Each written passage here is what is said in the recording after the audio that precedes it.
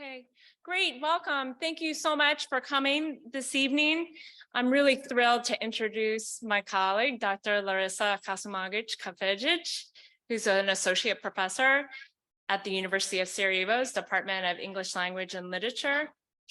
And she's now currently a Fulbright scholar at Cornell University, and she took a very long bus ride down to come talk with us from Ithaca. She's very delighted with the weather here in Williamsburg. She's going to be presenting a talk on promoting peace and higher education and international collaboration and the ABC project, which stands for the American-Bosnian-Collaboration Project. And I wanted to welcome all of you here. They're particularly alumni of our project, which is now, this is our 25th anniversary, significantly due to the passionate commitment of our alumni to continue contributing, to be learning, and of course our local partners, Larisa and our local colleagues, Creativus in Sarajevo. So for the past 25 years, Larisa has been actively involved in peace actions, community youth development programs, and the philosophy of nonviolence, teacher development, and intercultural pedagogy. She's really an inspirational person, as all of our alumni know. So during the war, Larisa helped co-found a psychosocial support group for children and their families who were traumatized by the war. And when she was your age, she was a university student, she developed the idea for the ABC project, and she has been collaborating with us as the intellectual fountain for the project and our guide throughout these 25 years. So it's the longest international community engagement project here at William & Mary. We're really proud of that tradition and our commitment to return to Bosnia every year to work and learn with our colleagues in Bosnia and to work with the children there. So there have been more than 100, I think, William & Mary students have been able to participate, and maybe around 1,000 children who we have been working with in Bosnia. Larisa is also the founder and president of the Peace Education Hub at the University of Sarajevo, which is a project that came out of a global consortium of educators devoted to peace education in Colombia, Rwanda, Britain, and she's also collaborated in Japan and the UK. And she's here connecting research on teachers as agents of change, education for peace and social sustainability and responsibility. So I'm getting an echo. Are you guys getting an echo? Yeah. Sorry, how about that? No, still an echo. Maybe if somebody from audio.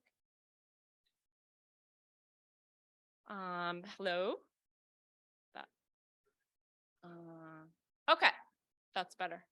Okay, so Larisa is going to talk for about 35-40 minutes, and then we're going to have some ABC project alumni who will engage Larisa in questions and talk maybe about how the project has impacted them. And we also want to invite our alumni who are joining from the webcast.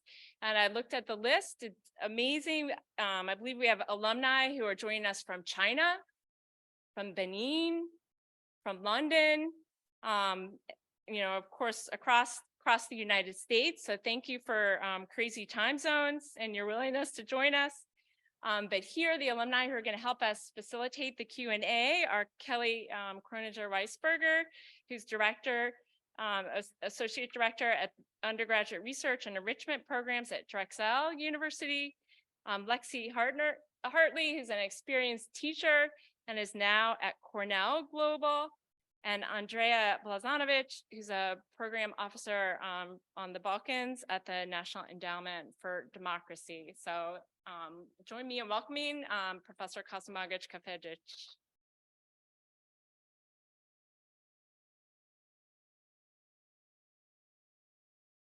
So thank you so much, dear Paula, for such a warm introduction.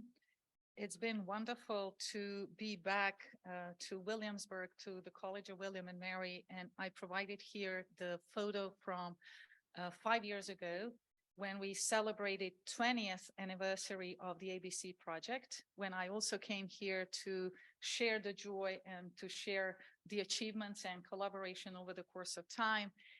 And I put here also in the line 1998, which was the official start of the program, even though the 1997 was the first year when I actually came here as a student, as a sophomore student for the course. I'll speak a little bit about that later when I speak of the history of the project. So 25th, I still hear the echo, I'm sorry. So I don't know if you can hear the echo. No. Is it working well? Okay, yeah, there's an echo. I can hear an echo. I don't know if it interferes for, no? Okay.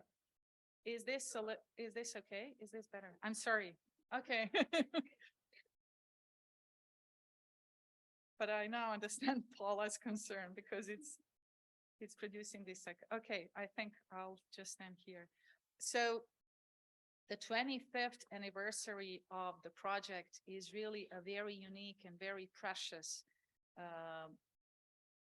opportunity to come here, to come back here to the place where the story of ABC project actually started. And I feel very proud and very privileged and honored to have been invited, despite the long ride bus several days ago, to be enabled to come back to this place to celebrate with all of you and to reconnect with the community of Williamsburg and the College of William and Mary, and to see all these familiar faces once again, and to meet new group of students who will be joining us for the Sarajevo project this coming summer.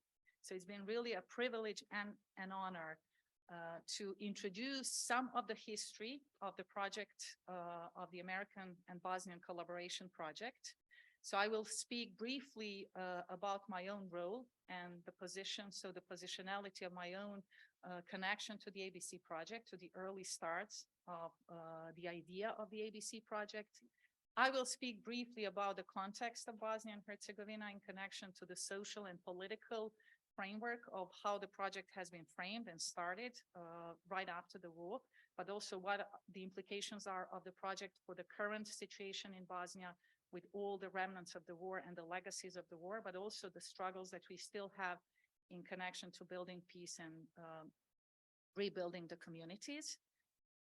I will speak a little bit about the history, as I said, the framework, the methodology, the role of research that we introduced for some years, now really being very rigorous and very focused on that component. And also I will emphasize and speak of the importance of this international intercultural collaboration and what it has meant for both sides, but also what it means for each of our communities, but also how this could be translated for some other communities beyond the communities in which we live and work and collaborate. And finally, this is how I will frame the ABC project. I will be discussing the role of university in general, not just here, but I think globally about the mission. I will be speaking of the third mission of the university in connection to our in connection to the importance, but also in connection to our roles and responsibilities, social and moral responsibilities to advocate more for the civic role of the universities, in particular in connection to advocating for peace and nonviolence in education. So this is an outline of my presentation. Of course, for those of you who are members of the alumni of the project, this will be familiar. So this is the city of Sarajevo. I decided to provide some of these connectors for those of you who have not been to Sarajevo or who have some connection, either visiting, having visited, or having just that idea of the city in place in some mental space. So I chose this picture just to sort of celebrate the cradle of different religions and different traditions and cultures, which Sarajevo also is an epitome for. So despite the legacy of the war and the conflict that we had in the 90s, we still try to sort of look up to the legacies also of many years of multiculturalism and many years of coexistence that we could also look up to or look back to when we think of the history of Bosnia and Sarajevo in particular. There is a map for those of you who might be struggling just like locating where Bosnia is. So you can see the former Yugoslavia and all the countries. So I was born in Yugoslavia. This used to be the country of my home. So all these countries belong to the country where I was born in. And then with the breakup of Yugoslavia, you know that several other countries actually emerged as independent countries and states, including Croatia, Slovenia, Bosnia and Herzegovina, Macedonia, Montenegro, Serbia, Kosovo as well. And also I provided a picture of my university because I'm also here on behalf of the University of Sarajevo. This is a Faculty of Philosophy, the Department of English Language and Literature, where I was a student at a time when I came here as a sophomore, as a student, when I got selected to come here and participate in a course that was offered in 1997 by Professor Mihailo Crnobrnja, who actually taught the course on the breakup of Yugoslavia. And I joined a group of 6 other students on behalf of the Faculty of Philosophy in Sarajevo, which was just emerging out of war in 1996. So I was one of the first students who enrolled at the university right after the peace agreement was signed. And today I teach at the university. So this has been also a very unique position to contribute to something that is also emerging as a new program at the Department of English, at the teacher education program, where I can actually influence and really be in a position to introduce the programs that are related to the values and the programs that we are also integrating into the ABC project, but also beyond that to the teacher education program and to the programs that deal with these pedagogical aspects of learning and teaching. So that's still my institution that I feel associated with. And I'm on behalf of the Fulbright Fellowship, I came here on behalf of the University of Sarajevo. So I would also like to point to that. And I chose this picture. I always choose these images from the period when I got involved with the work of Sezam, which is a local NGO organization that was actively involved in the establishment of the ABC project, on behalf of which also I presented the work of the children that we provided psychosocial support for back in the 90s when the war started, because this was my early experience of an educator.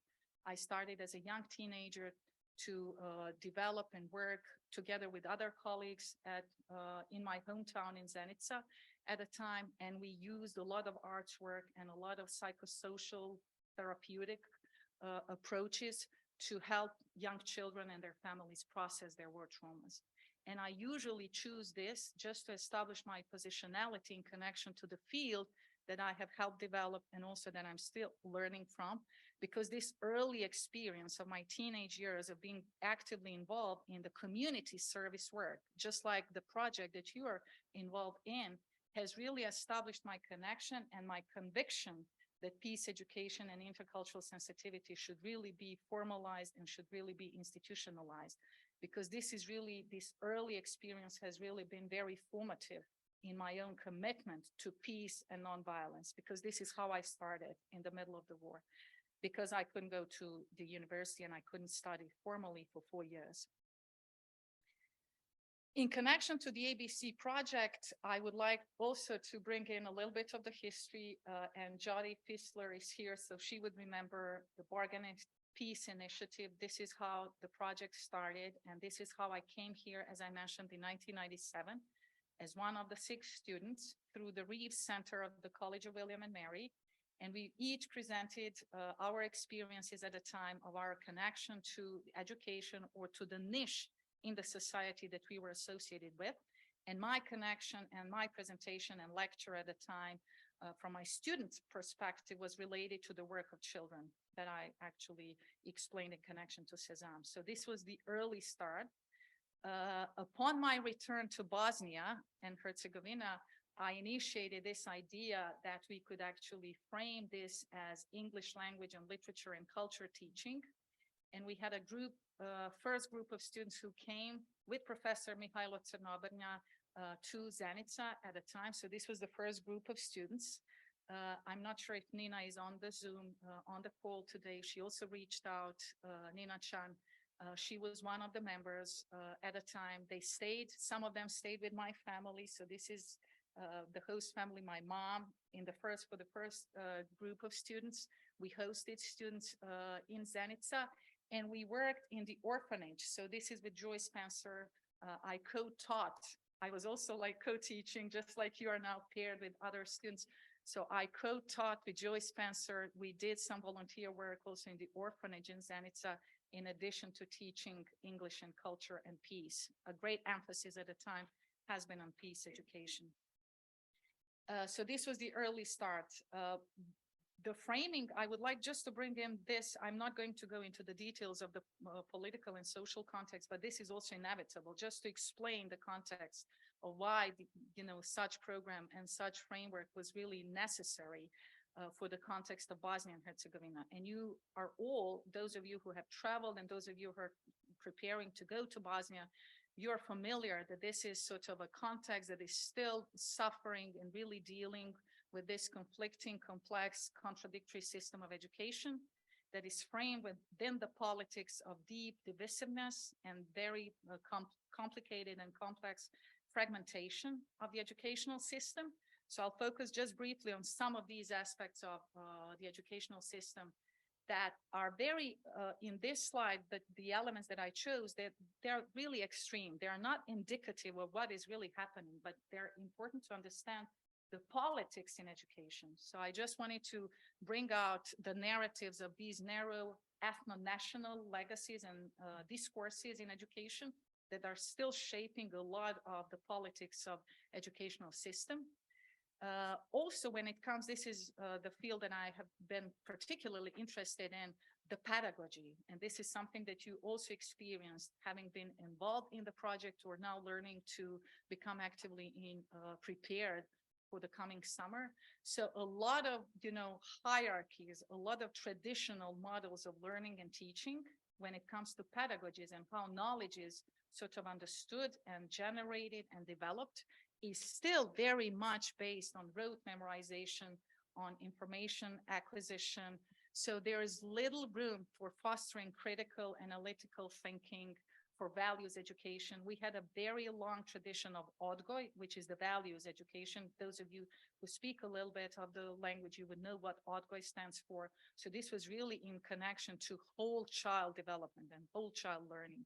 So we have marginalized a lot of these elements and values in education at the expense and at the cost of really minimizing that aspect of the holistic education for the cost and for the sake of introducing a lot of competitive, a lot of competency-based, a lot of the trends that have been very much dominating a lot of different international contexts, but have been like copied and pasted to the Bosnian educational system without really critically understanding the culture and the background and the importance of really framing it differently and understanding the culture and the history and the context.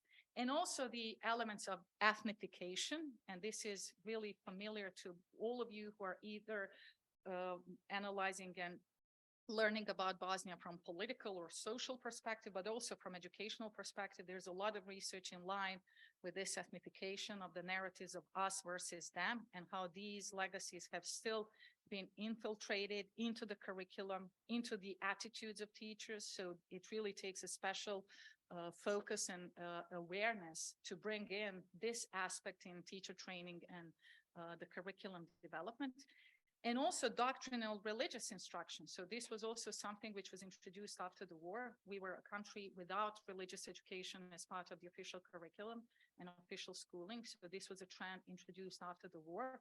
And it wouldn't be a problem if it was not used to further divide and further sort of deepen the divisions between the groups. So it was used with some sort of political and doctrinal religious indoctrination, not really with the purpose of bringing the groups together through education and through religious education. And also that some of the efforts, external efforts to support the reform really failed. And this is where I speak of the international community and international interventions in education. And this is not to say that this was primarily their responsibility, but just we all failed to understand the root causes of these deep divisions and how to address them through education. I don't know how much you're familiar with the educational system. We still have the legacy of these segregated schools, and this is not a harsh term to use because it's really what it speaks to the legacy of the war. So we still have around 50 schools that are divided, like physically divided. We call them dvije škole pod jednim krovom. So these are the schools, two schools under one roof, physically dividing different ethnic groups. And there's a lot of discussion also how to address some of these issues that are still present in the communities of Bosnia. When it comes to the curriculum, the legacy of the war, you see this also mirrored and sort of played out in the consequences of how the legacies and the consequences of the war and peace agreement were discussed. Always, when you look at the curriculum, in particular, the history education curriculum, these are always discussed from more political or dominant narrative and rhetoric. 14% of the analyzed textbooks as part of one major research that was done, čemu učimo djecu? So what do we teach our children? So this was one of the major research projects done 2007 and then 2017. It showed that out of these out of all the analyzed textbooks, only 14% of the textbooks develop an open and flexible attitude toward your own group and those outside of it. So it's a very small percentage that really encourages the addressing of these deeply rooted stereotypes. So addressing stereotypes and prejudices and the legacies of the war you see played out in some of these elements.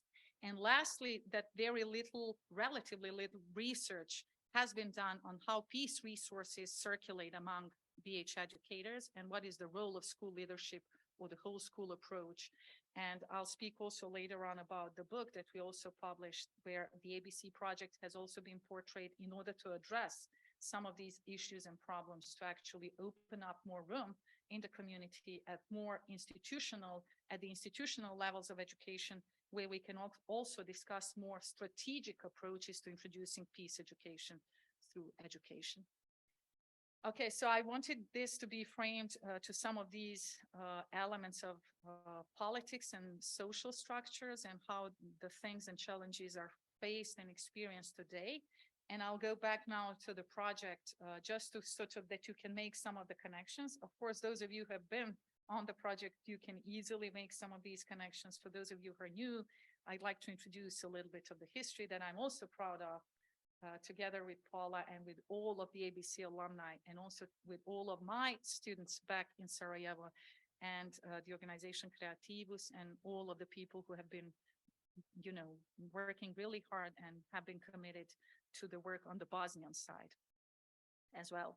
So the project started as people-to-people project, and I think Jody will remember this. So this started as an initiative to do something on this level of the, human level, what we can do for each other beyond the boundaries, beyond what divides us, and beyond the cultures we come from. And this is how, the idea was born. The students who came for this course that I mentioned, we were supposed to just dream of the idea that we would like to implement when we go back to the countries. And in my case, this dream has lasted for 25 years. So it started small, as I said, with a group of students coming to Zenica and working with different schools. I'm sorry, this is too small, but I'll just try to explain briefly for those of you who might not be familiar with the history. So it started in 1997, and I already mentioned Professor Crnobrnja in 1998 when he came with a group of students to Zenica for the first time.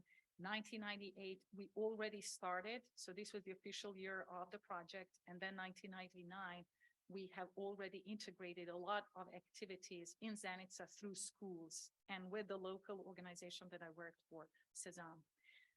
In 1999, we introduced a lot of these new modules, and we reconnected in 2010 Kelly Croninger and I reconnected at the University of Sarajevo, and we thought that it would be a good idea because the project was facing certain challenges in Zenica at the time. We thought that it would be good to redirect and shift the project from Zenica to Sarajevo. And at the time I worked at the teacher education program, Kelly was there as a visiting Fulbright at a time at the department where I taught. So the world was becoming smaller and smaller. And we sort of joined hands and efforts with people here at the College of William and Mary. And we created this opportunity to have the students that I taught.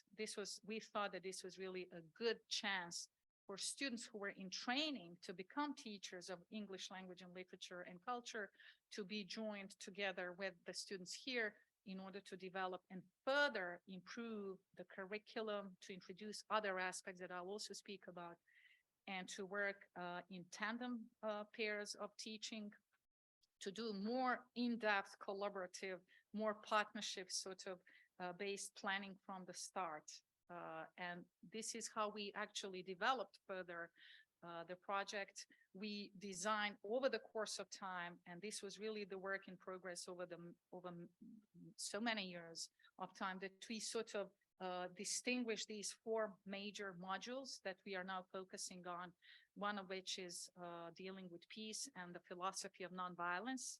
We also have a module on environment and ecology. We have a culture module, and we have tolerance and diversity. And a lot of different pedagogical principles, so different pedagogies that are informing each of these modules are related to pedagogies of peace, philosophy of nonviolence, pedagogy of environmental justice, intercultural, multicultural, transcultural, and plurilingual pedagogy that is also shaping the cultural module, but also healing, reconciliation pedagogies that are also still critical in certain aspects when things become very contested, especially when we bring in some of these sensitive issues to be discussed.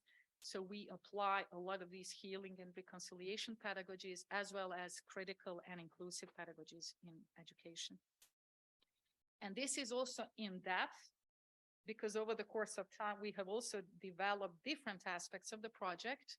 So we put a very big emphasis on the role of action research. So we really valued the cyclical sort of journey of the project, going through different cycles. So each cycle over the course of summer would be one cycle that we would always critically reevaluate, and we would reevaluate it and revisit it in order to open up a new cycle that would be informed with the reflections and with the research, to which we also put a very big emphasis on. And for some years now, I think for almost 10 years now, we have been working really rigorously and by paying very special attention to the component of research. So each year, for 10 years now, it's been 10 years, I think, when we first introduced intercultural communicative competence as a framework of methodology to measure to what extent the project is really affecting the development of intercultural sensitivity of the children, we have shifted and changed the focus and the theme of the research differently. So we would have from the themes of intercultural sensitivity to the themes of the role of, for example, children's literature. We had 1 year children's literature in developing intercultural sensitivity, or the role of film and the role of media. We also have, during the pandemic, we have kept, and we were very, very proud that we continued working despite the fact that the students could not come to Bosnia. We have managed to adapt and adjust, which is also the privilege, I think, but also the skill of good educators to adjust to the situation as it is. So we managed also to introduce some of these research components to measure how effective these interactive pedagogies have been to be applied and to be integrated. And also when it comes to the in-depth, understanding of the project, we give special emphasis to the role of reflection. So reflective pedagogies and the importance of not just reflecting upon the content of the project, but also giving the students the tools to become reflective practitioners, so that even beyond the project, they develop this reflective sort of mindset and the growth mindset to be able to continuously, question and see what's working and what's not working, and then tie it to the research and tie it further on to the action research components. So this is, when it comes to reflection, I also put some of these approaches. I already mentioned children's literature. We also worked with the content that is related to drama-based pedagogies and drama-based approaches. So for example, when we had that here, when we had children's literature, we also did acting out. In the end, we had final performances, theater performances of children in line with these modules of education, but, framed in the pedagogies where the children's literature was used to include everyone in the group to act out and to present the process of learning through creative models and creative forms of presentation. We had also, as I said, arts integrated and PBL, project-based learning approaches. So this is very innovative as an educational approach. And this is also the focus and the vision that we have created for the project. I just wanted to make sure that I mentioned that. You can see here, this is a little bit of a taste where you can see some of these experiences for the student, on behalf of the students, and how students got involved and how they actually, this is how we do it. This was in the center. When we did it in the center, we sometimes do it in schools, in public schools, but you see a lot of creativity, you see a lot of arts integrated, PBL frameworks, role plays. There is a lot of group work with kids work together. So this is all from the project. There's a lot of movement, because this is also how the project has been informed about the importance of using movement in the process of learning and working collaboratively, and using also reflection as a process of learning to reflect upon the lessons and to go through these formative stages of learning. So these are just some examples that I wanted to share with you from the field itself. On this picture also, this is one of the group of the students. I remember during this year, the students came during the Ramadan, so they also shared some of the Ramadan meals. I remember that because Adnan, Kodman, and Anna were on the team at the time. And towards the framing of this ABC project, I would like just to mention several things. It's too small, I need to use my glasses here. What we have learned in connection to important lessons when it comes to ABC, framed in this political, social framework and educational reality of BH. And I will focus, of course, that violent conflicts can change and disrupt everything. And the legacies of that can be for a long period of time. So this is what we are seeing in Bosnia. I think the legacies of violent conflicts could be seen globally as legacies even centuries later. And I think we are seeing a lot of these lessons in the United States at the moment. So there is a lot of sensitivity involved if we do not adequately address the legacies of violent conflicts. So this is one thing that we learned, and I think we have the agreement that this is global. Long-term dislocation, forcible displacement, and severe traumas, fragility can further complicate issues that need resolution. And this does not apply just to the immediate experiences in connection to trauma, but also to these transgenerational transmissions of traumas. And I think this is also something that I'm seeing here, speaking to a lot of people who are immigrant families, second generation, third generation, the Holocaust survivors, second generation, or their kids. So a lot of these connections as a result of these long-term dislocations and the disruptions that are really abrupt and violent, and that bring with themselves a lot of these social and individual war traumas, can shape the realities that we live in and cannot be neglected. So we need to understand them as such. This one, the next one, is the one that I also want to give a special focus to, and that is that education is never neutral. So neglecting the role of education in peace building can either contribute to cycles of conflict and violence, which is why we speak of education as an accomplice to conflict, or it can create these possibilities to generate healing and to really generate these cycles of understanding and peace building. And this is where I would like us to see the potential of education being turned as a key in that direction. And this is a big emphasis also of the project.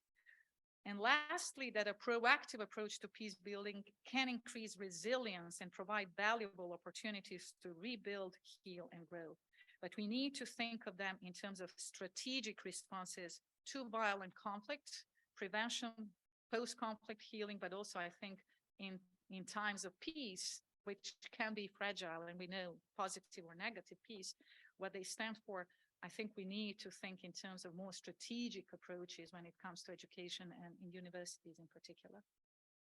And this strategic approach, when it comes to ABC, again, I just wanted to connect that to the ABC, that this is always a continuous planning and continuous work throughout the year. So the students come in the summer, but there's work like each month, there's something to be, dealt with and something to be communicated across the Atlantic on both sides. So there's a lot of, planning, the activities in Sarajevo themselves.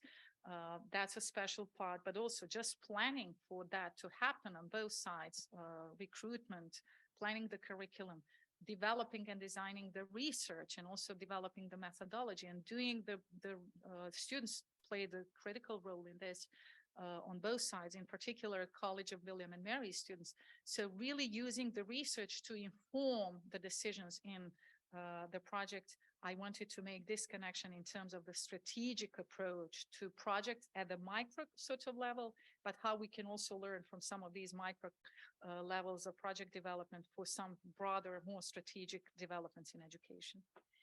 And lastly, because I'm running out of time, for my last part, I would like to speak of the role of universities in general. So we started from this small sort of historical background through the project, through the development of the methodology. We framed it into the broader context, and then we come to the university as a framework and the importance of doing this, as I said, more strategically and more systematically. I would like just briefly to mention this research initiative that Professor Pickering also mentioned in the introductions. So I'm really proud to say that at the University of Sarajevo, after so many years, we managed to introduce the program that is related to peace education with the vision to institutionalize and internationalize peace education across the curriculum.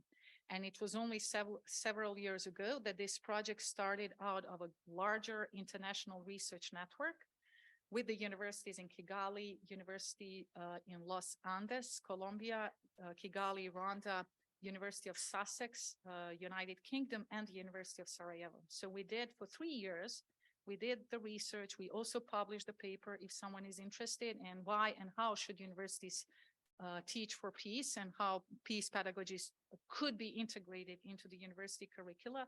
But we wanted to understand better how peace pedagogies have been institutionalized and have been integrated into the curricula across different universities. So not just what is taught as political science or social sciences in connection to peace and conflict, but also in terms of pedagogies, how teachers integrate these topics and how they teach about peace and conflict and what is sensitive and what is contested. So this was the primary goal. And out of that, we have started several years ago the Centar za mirovno obrazovanje, so Peace Education Hub. You can also check our website for more information about the program and initiative. And just several of these things, I don't have time to go into the details, but I'd like just to point that developing and strengthening the connections with universities, teachers' institutes, providing the room to include civil society, so to build stronger connections between the university and the community work and civil society organizations and other institutions and universities, which is something we are doing with this project, and through this project is really the priority of the center.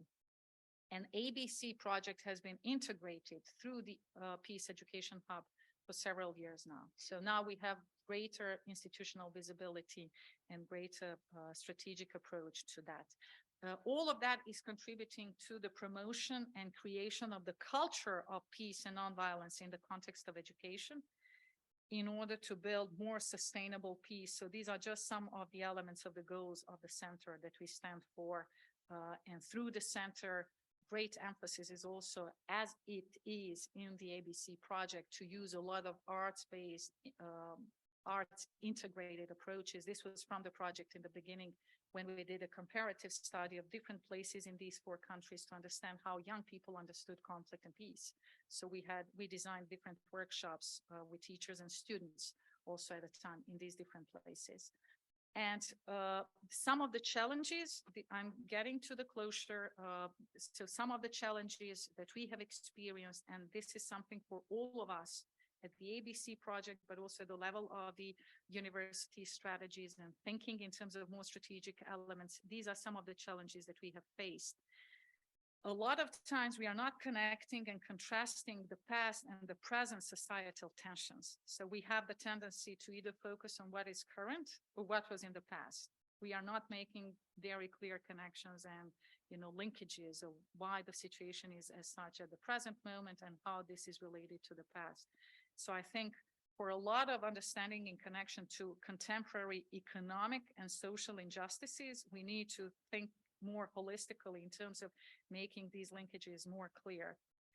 The core mission of the university is teaching and research, of course, and we all know that this is the institutional sort of vision in most of the places.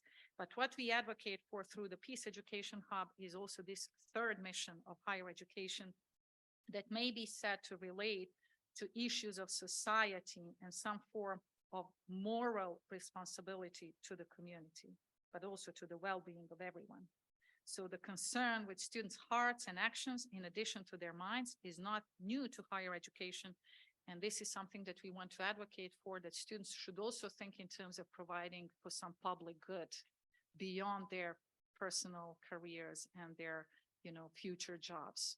Because I think a lot of humanistic values could be lost along the way if we merely focus on the individual careers. We can neglect and marginalize a lot of potential that stands at the heart of humanities that should really be revived if we want to introduce and really enliven the legacies of what responsible citizen stands for. So that requires a lot of courage, I think, and a lot of boldness in today's times, not just in Bosnia, but I think internationally, globally. And just for those who would like to think in terms of what universities could do in connection to peace building, there's a whole range of different areas where universities could connect and could introduce peace and peace building. And of course, through the ABC, we can find ourselves in almost each of these connections. But I would like just in the end to emphasize the importance of the governance of the universities, if they want to think more strategically in terms of integrating peace building values into the university's guiding missions, but also other programs, but also the curriculum. And this is the part that I want to acknowledge, to recognize that each discipline can contribute to peace. And this is also what we have developed through the ABC, but also through other projects. So if we can incorporate the lenses through which we can look at the importance and values of peace across the curriculum, across different subjects, this is really something to think about. And of course, the instruction and how we do that. And this is my last slide, just to summarize. The legacy of the ABC project is reminding us of what Bush and Saltarelli and Davis as well have emphasized, that the experiences in conflict-affected situations have shown that universities, like other forms of education, also have two faces and can function as both a positive and a negative force in societies. Knowledge, like learning, is capable of bringing groups together and mediating understanding or adding further to divisions within the society. And I know, and I've heard, and I've communicated, and I have witnessed a lot of these challenges of the United States of today, of these deep divisions, political, social here, but I think this is spilling over also. It's becoming global challenge, really, how we can bring people together, even if we stand on the opposing sides, to really understand each other's perspectives. So the ABC project has worked for more than 2 decades in support of the vision that it is really important to bring groups together and to teach the values of peace and intercultural understanding, and to use education as a transformative force to bring about needed social changes. The ABC project has encouraged the importance of university engagement in communities on both sides, in Bosnia and the United States, which requires a more proactive and civic role of universities, their teachers, and their students. The ABC has a strong commitment to knowledge democracy, which confronts key social issues and challenges in local communities and throughout global challenges. And I'd like in the end to also just extend special gratitude to Professor Paula Pickering for all these years, having, started the connection with the university, with the students at the Department of English, without whom really on this side of the project would not be alive. And I really would like publicly to acknowledge her contribution, her patience, her dedication, and her love, I think, for the work with students, and also her very strong position in connection to some social injustices and what we really should stand for. So thank you very much. And I apologize, I'm always bad with time, but we still have 15 more minutes for some questions and comments.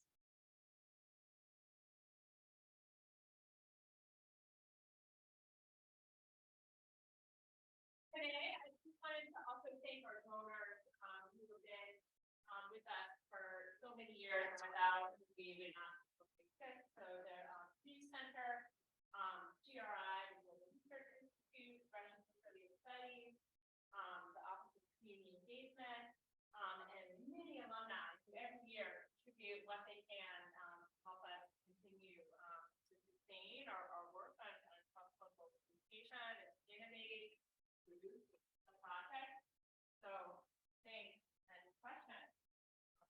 Questions and comments? Yeah.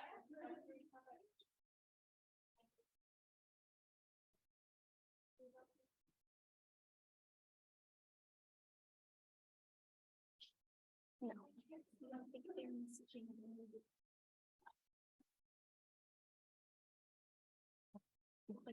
Open it up. Sure.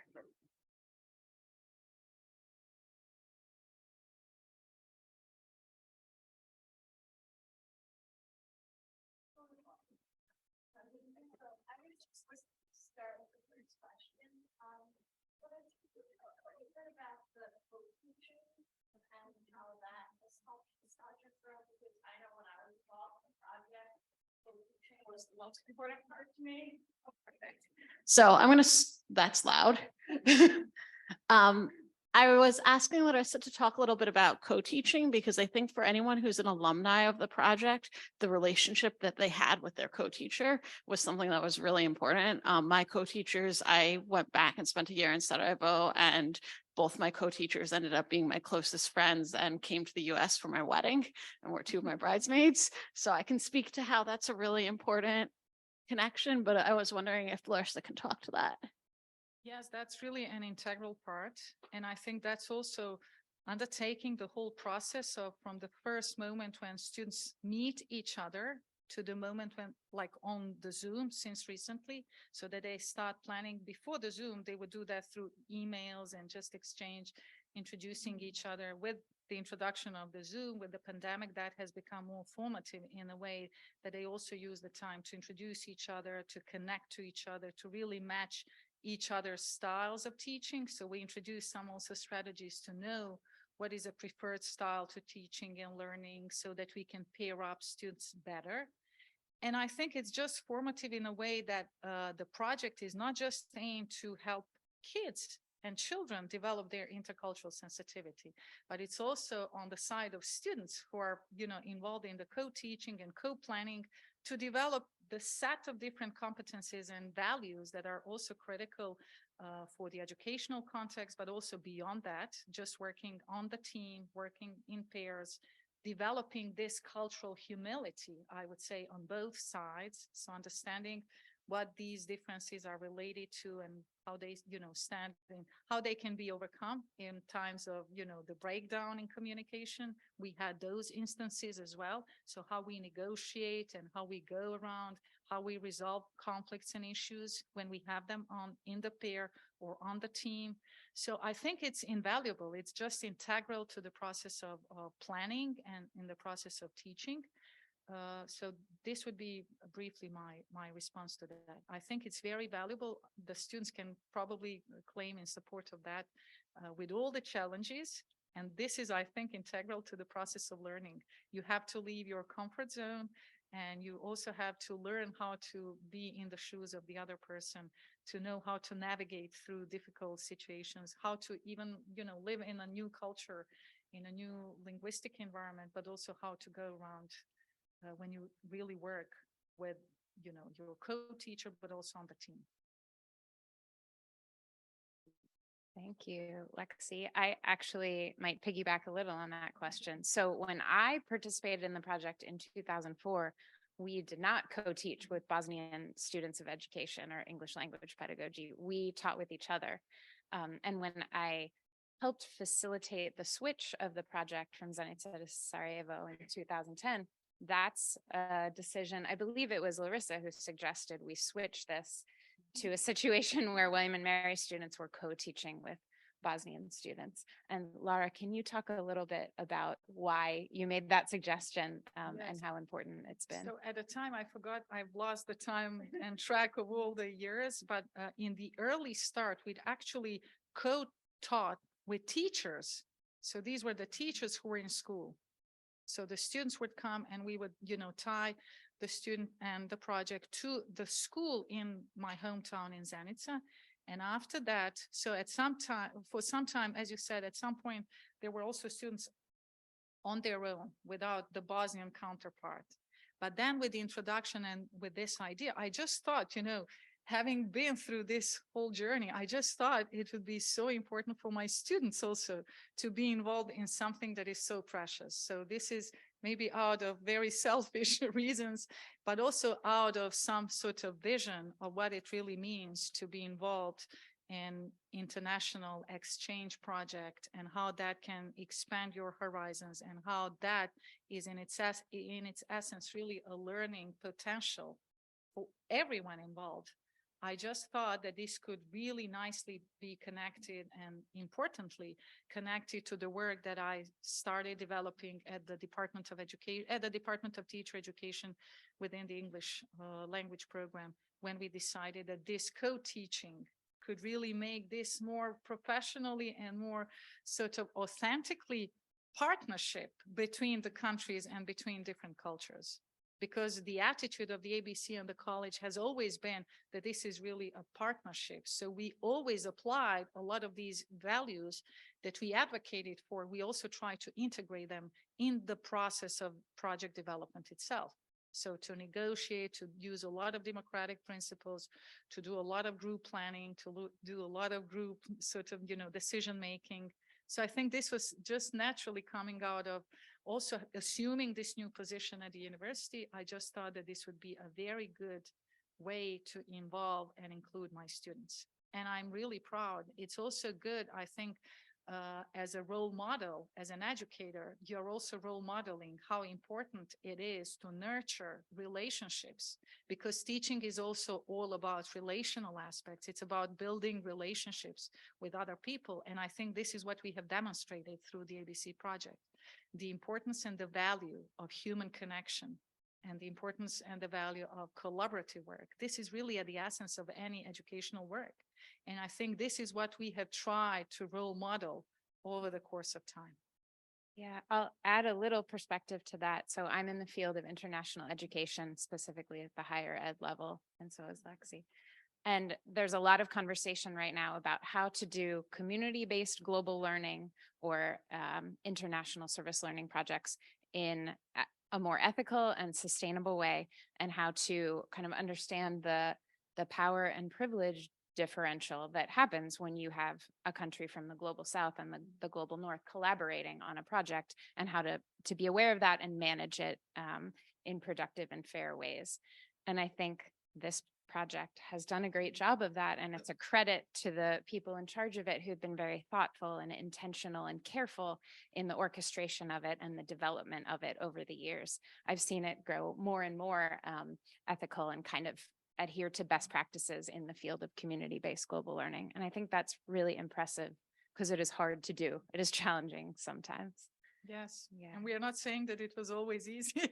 Yeah. It was all, we've had a lot of challenges too. So I think despite that, I think this is also what we have role modeled, that we need to embrace these also difficult stages. This is also the process of learning we grow out of and with the challenges. And we just, we redirect or we learn how to adjust and cope. And this is all in education. Also, this is really essential. So I think we have managed with all the obstacles and all the problems. And I'm not saying that it was easy. And we still have many other ideas of how we can make it more institutionally visible and, internationally relevant. So we still have a lot of other good ideas of how we can develop it further. And from 2 public universities, I agree. Well, thank you for this great overview of the history of the ABC project, and kind of off of your last point of lots of ideas for the future. I'm going to pose maybe a slightly difficult question, so apologies. But now it's been 25 years since the project began, which means it's been 25 years since the wars in Bosnia. Now we have a new generation of students who were born after the war, who have only ever grown up in a divided society, who have no recollection of the time before the war. So what do you say now? Why is it important that we continue 25 years on? I hear this often in my line of work. I work for an international donor that continues to fund civic education and peace projects in the Balkans. And I'm often asked, it's been 25 years. We don't see any significant change. What's the point of continuing this work now? So I'm curious to hear your thoughts on now, 25 years on, why we should continue. That's a very good question and very important question. And I tried with this context of education and political framework, I tried just to sort of justify the legacy and the importance also to confirm on that. That's right. New generations have not lived. So they were born, including my own children, they were born after the war. The parents, we are somehow in between the generation who have lived through the war. We have that trigger constantly sort of pushed back or forth in connection to, the sensitivity and the contested nature of a lot of things that might not be visible up front, but they are deeply embedded in terms of how the society, operates and what's in the system of values of these new generations. So I think you see, even though this is not visible on the first sight, there are a lot of these legacies of the war. You have a lot of these narratives that have also been transmitted through the parents, through the family narratives, through, kids just playing out on the street. You hear the language, you hear these little stories being sort of infused. And I also demonstrated really through the research, the legacies through the curriculum, through the divisiveness in education. So that's very strong and that's very serious. On the other hand, what I have noticed, and this is another initiative that I have undertaken as an educator and as a researcher, I think there is a lot of negative portrayal of Bosnia and Herzegovina in international literature when it comes to the problems and when it comes to these divisions in education. And if you really research the field of education from the international perspective, there's a lot of explanation and a lot of discussion around, complicated, complex, 13 ministries of education, such a small country, 3.5 million of people, so many problems, divided, still, we haven't done a lot. So there's this negativity attached to how we portray and how we experience and how we see Bosnia. My attempt has been through the book project, and Professor Pickering also worked on one of these chapters where we actually portrayed the legacy and, the experience of the ABC project. So I have tried through the initiative of the book project that we initiated several years ago, and in line with this sort of spirit and with this sort of energy that is surrounding Bosnian, the stories around Bosnia, not just educational system, but in general, what's going on in Bosnia and Herzegovina, to actually also demonstrate that there are so many good things happening from inside out There are so many great educators who are doing at the front, they're working on the front lines daily. They're advocating for peace. They're trying to push boundaries. They're trying really to do something good for the communities. They're completely invisible because the narratives around these negativity sort of, rhetorics, our politicians who are dominating the scenes, the news, they're using the legacy of, let's divide people, let's trigger the memories of the victimhood, the competitive victimhood of who suffered more during the war. Let's bring that back when we feel that our positions of power are shaken. So a lot of that is shaping, I would say, it's one side of Bosnia. It's just one story of Bosnia. But the picture of Bosnia is much more nuanced. So there are so many layers to what Bosnia and Herzegovina is and could stand for that I think we should also advocate and show and portray a lot of these good initiatives, ABC project included, like what we managed to do despite the realities we lived in. So I think there is a lot of potential and there is a lot of responsibility that we also share a lot of these experiences of how we managed to do good in spite of what divided us and in spite of what, was very traumatic. And because this is also knowledge generation. This is also how you generate knowledge. It's not academic knowledge. This is knowledge, experientially emerging from the realities of what we live in the classrooms, in schools, in everyday lives. So I think we need more people who would advocate and really portray Bosnia with all these nuanced sort of layers of what Bosnia and Herzegovina stands for, in order to also bring in the international community these voices and perspectives where other people could also learn internationally from our experiences and from our struggles, but also from some good pedagogical practices when it comes to education. So definitely the work is needed, not just in Bosnia. I think this is becoming a global community emergency situation where we need to advocate more for the tools and the strategies to know how to have dialogue around difficult and sensitive issues about contested and really difficult topics in this country included. So I think we need to share and create more of these spaces where we will authentically share, the struggles, but also the joys of working together, of working collaboratively, of really building these relationships that are at the heart, I believe, of any work, of educational work, but also of the international work in particular. Thank you. I saw my kids waving. So it's probably the time. Do you have time for any audience questions or?